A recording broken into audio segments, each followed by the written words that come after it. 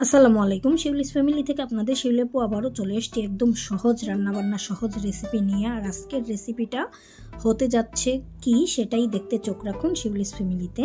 এখানে হচ্ছে কিছু মুগ ডাল ভেজে তারপর অল্প পানি দিয়ে লবণ, হলুদ, হালকা মরিচের গুঁড়া আর একটু রসুন বাটা দিয়ে বসিয়ে দিলাম। তারপর এটা সিদ্ধ হয়ে যাবে। অল্প সময়ের মধ্যে দিয়ে দিলাম কিছু পেঁয়াজ কুচি, 2-3টা কাঁচামরিচ আর এখন সুন্দর করে কেটে রাখা লাউ দিয়ে দিতেছি। লাউটা এতই কচি ছিল দেখতেই পাচ্ছেন। আর লাউয়ের তরকারি এই গরমের মধ্যে মনে হয় যেন আমার খুবই ভালো লাগে।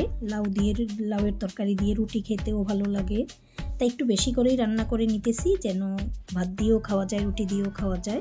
তো একদমই অল্প সময়ের মধ্যে লাউটা সিদ্ধ হয়ে যাবে। ডালটাও কিন্তু মোটামুটি সিদ্ধ হয়েই গেছে বলা যায়।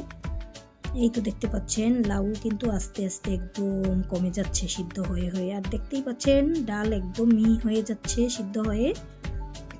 আর মুগ ডালের তরকারি বলে কথা, কি যে একটা ঘ্রাণ আসতেছে ডালটা থেকে। তারপরে এই যে একটা বাগার দিয়ে দিলাম। আমি এখানে রসুন আর পেঁয়াজ দিয়ে বাগারটা দিয়ে দিলাম। আমার কাছে ডালে মনে হয় রসুন দিয়ে বাগারটা দিলে একটু বেশি ভালো লাগে। তারপরে এই যে এখানে আমি ধনিয়া পাতা কুচি দিয়ে দিতেছি। আর আজকে গলার অবস্থা একেবারেই খারাপ, গরমে গলা মনে হয় যেন বসে যাচ্ছে এরকম। তো গরম পানি খাচ্ছি, দেখি কি অবস্থা হয়। তারপরে এই তো রেডি হয়ে গেছে, এখন খাওয়ার জন্য একটা বাটিতে নিয়ে নিব। এই যে একটা বাটিতে নিয়ে নিলাম, এখন দুপুরের খাবার খেয়ে নিব। তো আজকের এই লাউ ডালের তরকারিটা কেমন হলো মুগ ডাল দিয়ে কমেন্ট করে জানাবেন। আর যারা খাবেন তারা আসতে পারেন। তো বেশি বেশি লাইক, কমেন্ট, শেয়ার দেবেন। আমার ইউটিউব চ্যানেলটা সাবস্ক্রাইব করে নেবেন, ফেসবুক পেজটা ফলো দিয়ে রাখবেন। সবাই সুস্থ ও সুন্দর থাকুন। আসসালামু আলাইকুম, আল্লাহ হাফেজ।